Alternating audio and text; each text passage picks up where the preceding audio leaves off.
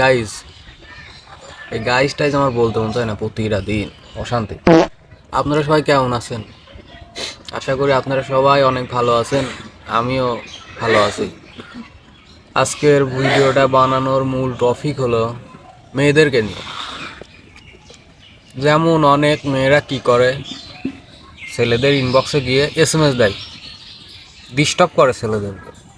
ওইসব ডিস্টার্ব তাদেরকে না করে আমাকেও তো করতে পারেন কি না? আমার আইডি কি সামনে পড়ে না?